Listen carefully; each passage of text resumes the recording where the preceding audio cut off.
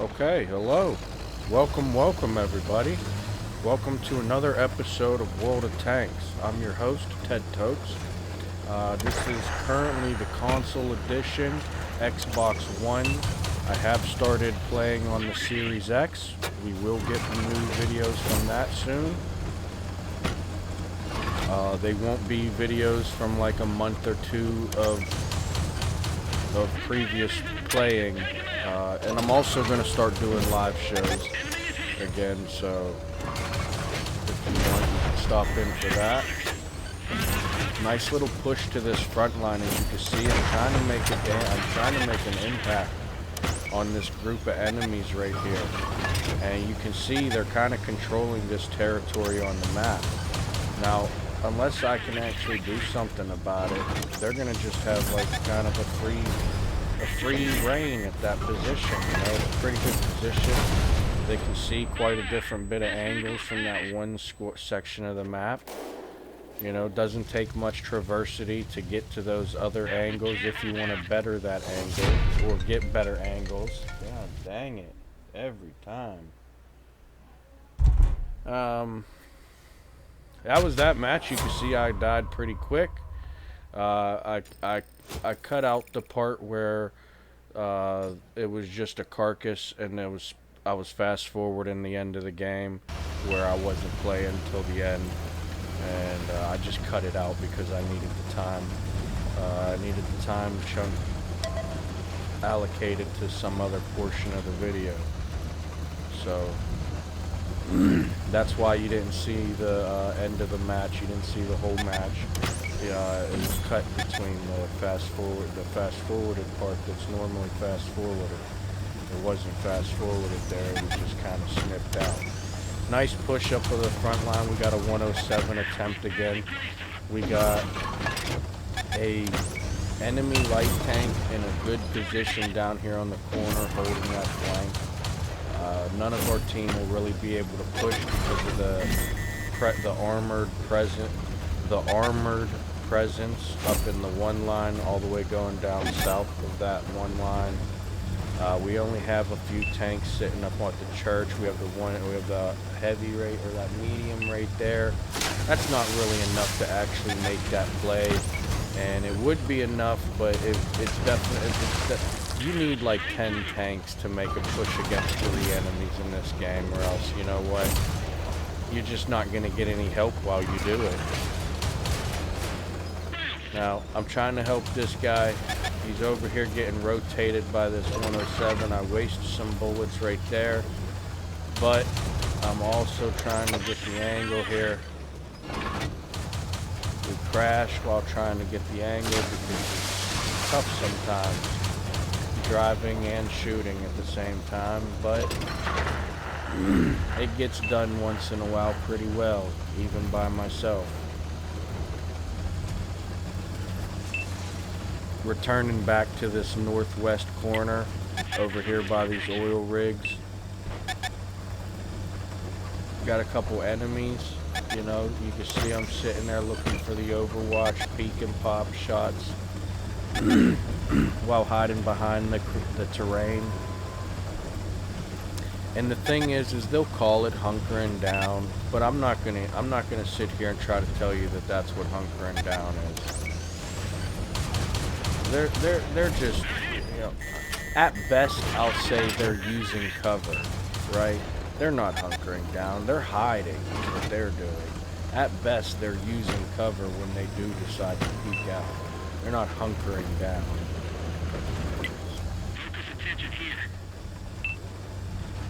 I'm not exactly sure what I would categorize hunkering down, you know, because to be honest, maybe to me that would be like you're utilizing your tank in a way that you're not gonna get penetrated even if you don't have cover. That might be hunkering down. Hunkering down to me isn't hiding behind a hill waiting for a free peek and pop shot you can take, or a light tank to show his face in an angle you've been waiting for him to show up. You know, you see how the guy had a bullet waiting to shoot me? And then you can see, like, it's a stalemate, man. Listen, I don't want to sit here and cost myself a tank just to get rid of an enemy tank. If I'm doing that all match, I'm a loser. You know why? Because a good player would be good enough to stop the enemies or prevent the enemies from stopping our team, right? So I can't personally say that these players are good. And I'm not saying that these specific players in this match. I'm saying this community of players on this game of World of Tanks. It is It is almost unrecognizable where their skill level is these days. And I don't mean that as in, oh, it's so far beyond the ceiling of the average individual's even capabilities or insights. No, this stuff, it's almost like you have to try to be screwing everybody else over that much. You don't naturally cost the team the game when you're trying to play the game, right? You may naturally create some negative outcomes or at least negative events that led to the outcome, right?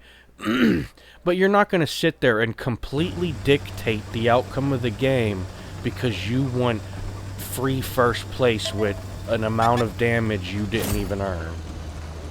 And it ruins the game. You have no genuine participation. Alright, well, we pushed up into the city here on this map as a scout tank. A little dangerous of a decision, but if the team was actually participating and applying any amount of presence and or pressure to the enemies, it's actually not that dangerous. It's still dangerous. And you still have to do your rotations and pushes with caution. But it's not the same type of danger as like driving around this field right here while Overwatch is trying to hit me after, you know, missing or attempting to shoot them tanks that were sitting there in an angle of trajectory for them. And you could see when we went into the city, they had like half the team there, right? So that tells me that the other half of the team is probably either on that 6 line north of the city, or they're on like the B line north of the city.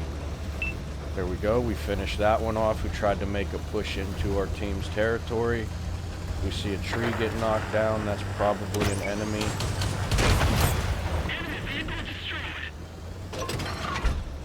You can see, look, got a teammate pushing up here. A little absurd of a way to be peeking. He's got his back end out and almost completely sideways. You're just asking to get penetrated. Alright, made a dangerous push there through that little pathway, but that's alright. We're going to try and get some shots here off the turn of this as it's visible over the edge of the stone wall there. Now we try to dig into this team that's starting to make the push through that initial doorway that we were going to push through, but we saw the opposition, so we decided to fall back, and then we saw that turn sticking over the stone. Here we are. That tank finished off our teammate, but we might be able to finish that tank off. The problem is, it is a very strong tank. It has got very good armor. It's got a pretty decent turret. I wouldn't even say good. It kind of just depends on how the player uses it. Like I said, you can have a bad commander and a great tank, and you're not going to be a good tanker because it doesn't matter how good the tank is. You're not a good player, right? You don't do the things that good players do. You may get good points sometimes, but good points is relative. You can score 1,000 damage and it could be good points to you. Why? Because you may only be able to score 500 earned points to make you feel like you're good. So that 1,000 damage of 500 earned points and 500 free damage you know, that a teammate earned you, you know, that probably makes some pretty piss poor players feel like they're actually decent at the game.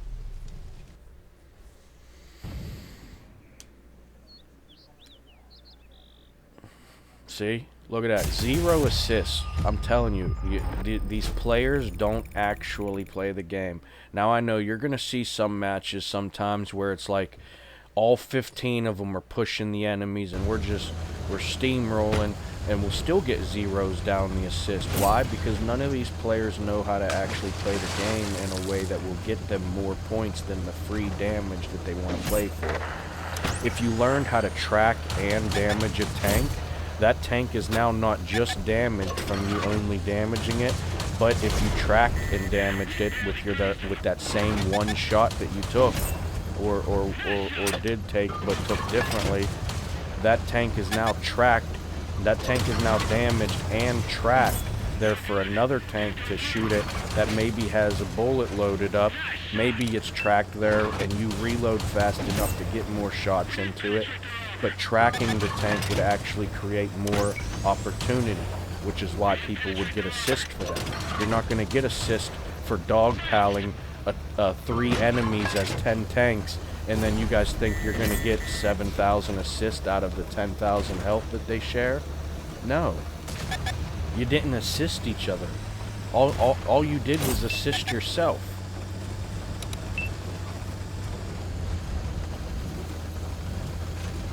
Little free roaming going on, it looks like, you know. Gonna have to find an enemy here. Might have to go back to that east side of the map, because that was where we left some enemies, but we didn't take them on because of the positioning and playability of the situation. We decided to hold off on it, but we return, finishing off that kill. Maybe making the push. We dodged that bullet. Someone was trying to overwatch us from somewhere else. There we go. Making the flank. Handbrake just enough to get the rotation without rolling over while we collided with that stone. We see another almost dead tank there. Might try and get the rotation to get it. Got that 4005, trying to make it a little challenging to do. But if we can get rid of some of the health on that thing or get it to expose itself while the team's overwatching, we may be able to actually get some points. We may be able to have that 4005 lose some points. Probably should have kept going instead of slowing down on that rock formation there, but okay, so my recording must have been recording for 60 minutes and it stopped itself, and so that's what that little jump in the play was. We obviously missed, but I think I did see me get the kill of that tank right before the frame change or scene changes, right at the last frames, before the scene changed. We did get 1 kill, so we were up to 3. We just missed a couple. It was a little hectic of a situation. I probably didn't have the ability to open up the Xbox menu and set up the recording. You know, it only takes like a few clicks to the right, or like half a dozen clicks to the right and a couple down or whatever, but it still takes time. And if I was on the menus, I wouldn't have probably did what I did on the game, because you can see between the scene change there was a 2-kill miss, or that we're missing the view of the 2 kills there. But that was the end of that match. Apologies, part of it was cut out. I try not to do that. I try to pay attention to the recording device between matches so that I can reset them and it not be resetting itself in between matches. But that's it for this episode, everybody. I hope yous enjoyed.